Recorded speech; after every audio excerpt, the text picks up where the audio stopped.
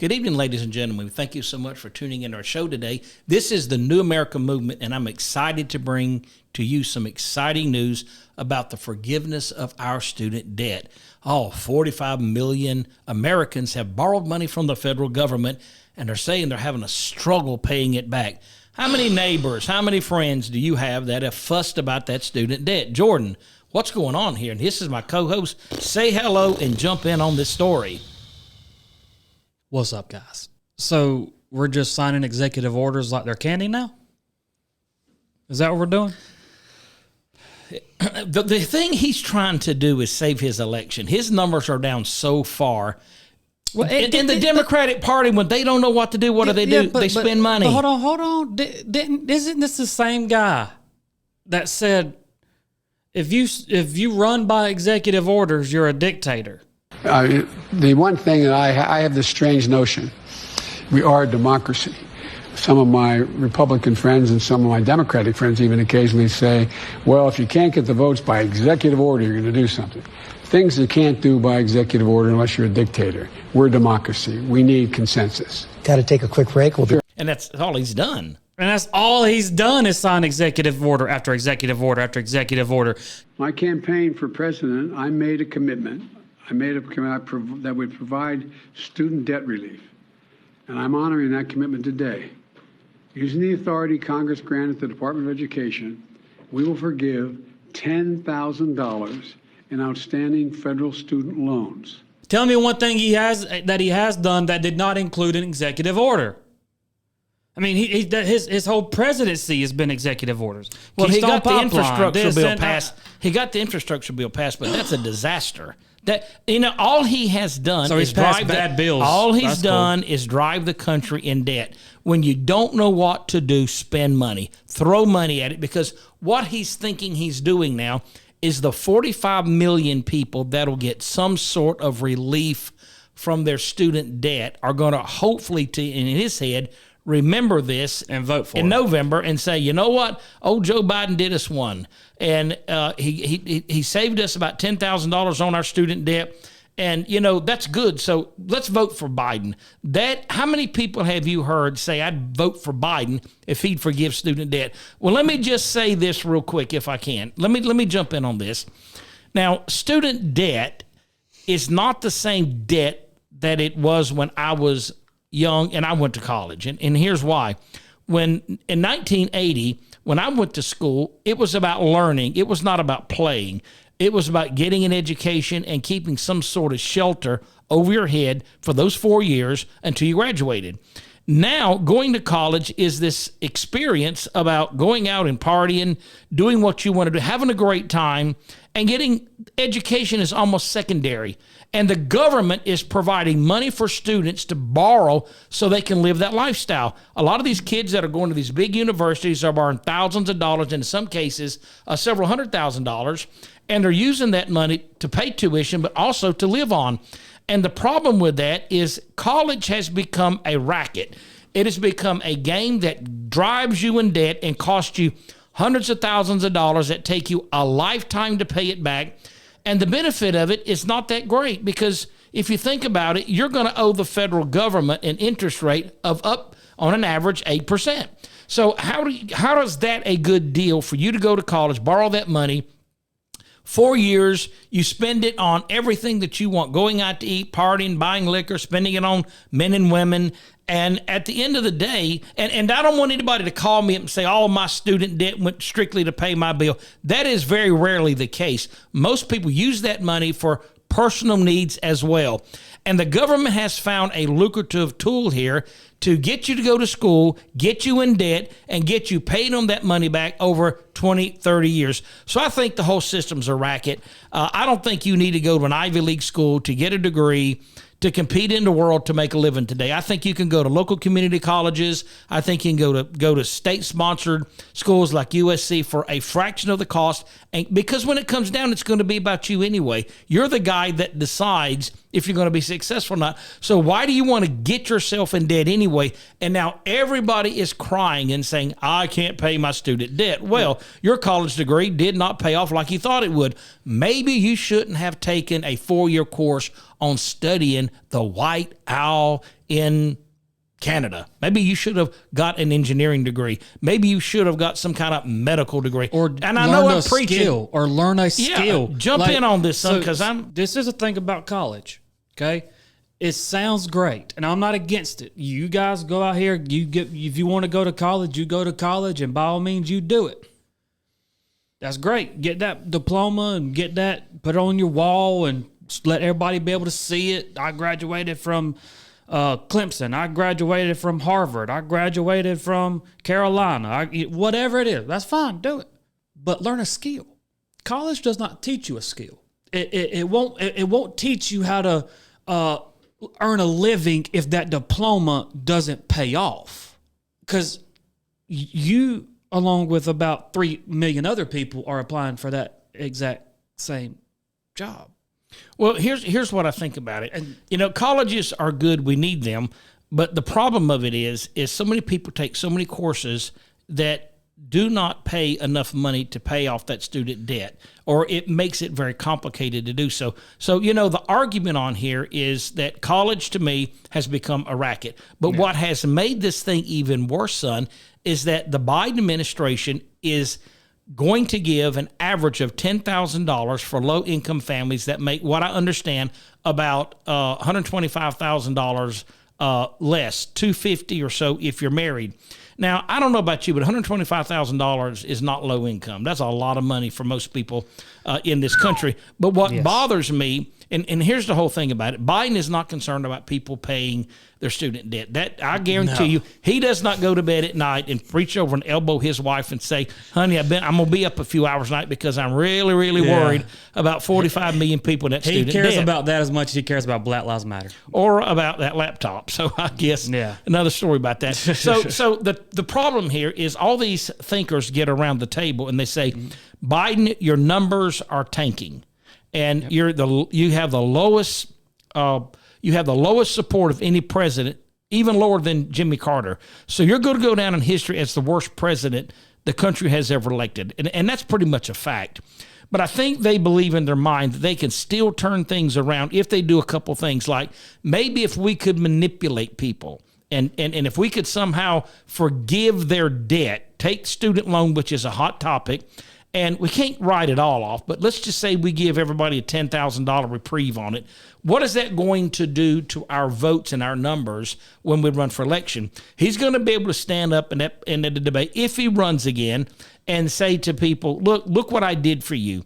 I forgave $10,000 of your student loan debt. Now, the problem with that is enormous. Number one, if he tries to run again, it'll be a terrible mistake for the Democratic Party. Even Nancy Pelosi is throwing him under the bus. And we're going to get into that in a minute. But here's what's interesting is when you have no other card to play, what do? You throw money at it. And that's what they're doing because really, do you think, Jordan, he has a right to do what he did? Because it's really an executive order, correct? Yeah, first of all, he has no right to do what he did, period. He signed an executive order saying that this could happen, and you brought up Nancy Pelosi. We got a video real fast that we want to show real fast of what she thinks about this. Take a look at this. People think that the President of the United States has the power for debt forgiveness. He does not. He can postpone, he can delay, but he does not have that power. That has to be an act of Congress. Using the authority Congress granted the Department of Education, we will forgive $10,000 in outstanding federal student loans. But he does not have that power. Even Nancy Pelosi is turning on Joe Biden, and you got to ask yourself why. And the reason is because, like what you said, they got nothing to, like, Joe Biden's done. And I think they know it. I think they know that Joe Biden, just Joe Biden is done. Now, do they have other candidates? Absolutely. Do they have other crazy people? Absolutely. But they know Joe Biden is pretty much tanked. How did the president sign an executive order, something that Nancy Pelosi says has to go through Congress? Well, it's just common sense. He does not have the authority to issue an executive order to relieve people of any financial debt. I think he can prolong it, but he cannot cancel it. And his words is that he's going to cancel it. And this is coming strictly from the executive branch, not from Congress. And to relieve debt of that magnitude could not be done by a sitting president. And so it's really, in my opinion, an abuse of power.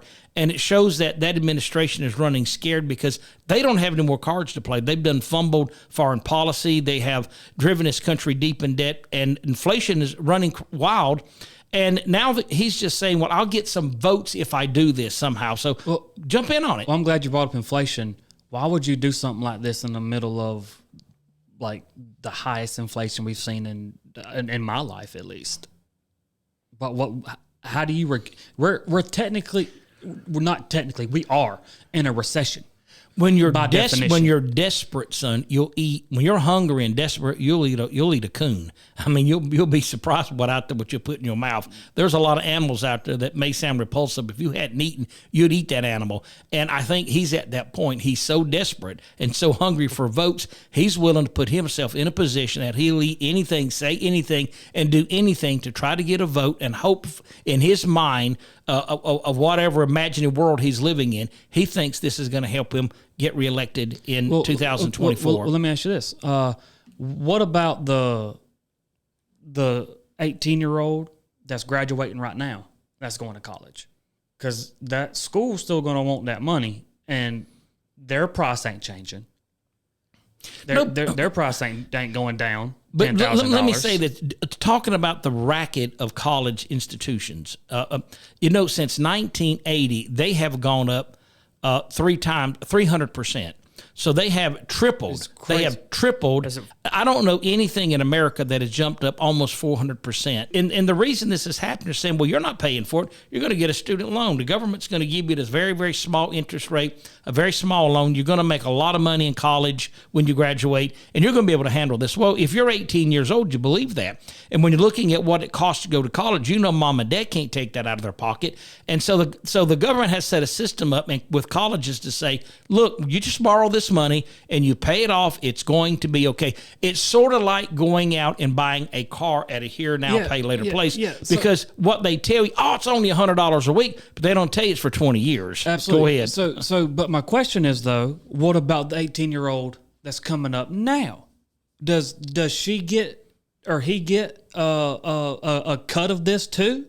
Does the school jump? Like, I don't understand it. It doesn't have to make sense. It doesn't, because it's about the vote. It is about Biden staying in power. It doesn't have to make sense. There are 45 million people in debt, in student debt in this country, and anything he gives them, he believes they're going to vote for him in 2024. He thinks this is going to strengthen the Democratic Party, when in actuality, he's driving more debt into this country, which creates more inflation. What do you think? Well, and no, I agree. And I see a lot of people say, well, if you don't like this, then you're selfish because you need to help your fellow Americans. Now, who would be penning that message?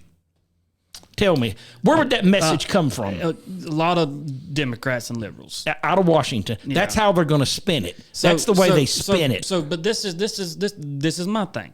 I know y'all probably saw the video of the man serving Elizabeth Warren a plate of just logic, like here. I just want to ask one question. My daughter's getting out of school. I've saved all my money. She doesn't have any student loans. Am I going to get my money back? Of course not. So you're going to pay for people who didn't save any money, and those of us that did the right thing get screwed. No, it's not even that got screwed. When we started, of course we did. My buddy had fun, bought a car, went on vacations. I saved my money. He made more than I did, but I worked a double shift, worked extra. My daughter's work, she was 10. So you're laughing. Yeah, that's exactly what you're doing. We did the right thing, and we get screwed. I appreciate that's all right. And she just didn't know what to do with it. He literally was like, "Are you going to write me a check? Is that how that works?" No. It is absolutely absurd. And this is why I bring that up. All you guys out there that say it's selfish for people who disagree with it, answer me this. Since you have an extra $10K in your pocket now, why don't you go take that $10,000 and you not be selfish and go pay somebody to go to a community college? Why don't you take that money and go pay for somebody who has school debt after you? Because there's no way that this is sustainable. So you take that $10,000 and help somebody after you that's going to college and give them the 10 grand. Pay it forward. Keep giving it away. And the person after you, keep doing that. Oh, are they not going to do that? Are they not going to? Oh, okay. They're not going to do it. I didn't think they were. Here's the problem with that. Here's the problem with that. You're talking about logic. Remember, this came from the executive branch. They have not debated this with some smart people in Washington that could show them both sides of the aisle on this. It is more about, this is a quick fix to get our numbers out there, get our numbers up, and hopefully we can turn things around. You cannot make this kind of decision unless it is debated on the floor by the House and the Senate, and people have had time to think about it in terms of what it's going to cost the country, who's really going to get the benefit, how these laws would be written, and what are you going to do about the kids coming to school. This is reckless politics in Washington at its best, and it needs to stop. The American people need to say no more of this, because you cannot make an executive order that is really only helping a handful of people, and nobody's really clear on how this is going to work out. And as soon as the Republicans get in office in November, they're going to repeal this thing. They're going to say it's not even constitutional. Yeah. So why get excited about it? It is politics at its worst. It's not going to hold up. There's no way. Even the Democrats are laughing at him. Nancy Pelosi's laughing at him. Yeah. Everybody's saying, "What are you doing?" Jordan, close up with some remarks. No, this is going to be very interesting to keep an eye on, to see how other Democrats are going to look at this, and how they are going to say, are they going to agree with this? Are they not going to agree with this? Are they going to pass this? Are they not going to pass this? And if so, how are you going to sustain it? Because if you do pass it, then colleges have to get involved. You know what I mean? Like, you will have to talk to colleges about lowering prices of going to college and everything. A lot will have to go into that. It has got to be debated. It is, and even when you debate it, you don't know how the outcomes are going to be until you put it in practice. And he just writes it, and so he writes this thing. He just gets a pen. and he just gets a pen, and he writes it. That by his own definition, he's a dictator. Well, when you make those kind of choices, and you think that you're going to get the House and the Senate to agree with you, and that everybody's going to go along and sing your praises, well, that hasn't happened. And I think a lot of Democrats, if they're smart, are going to speak out against this. And I think they need to tell the people in their states that, look, don't get a lot of hopes up on this. This is very immature on leadership in Washington, and it's very shallow thinking. He doesn't have the power to do this. Short-sighted thinking. Right? Don't get excited about this. This is why you don't need to vote for him, and you don't need to vote for the Democratic Party, because it is extremely bad politics, bad policies for this country. Jordan, thank you for tuning in with me. We appreciate it so much. It's been a great show. Folks, thank you for listening to us. New America Movement. God bless you. Have a great day. We'll see you next week.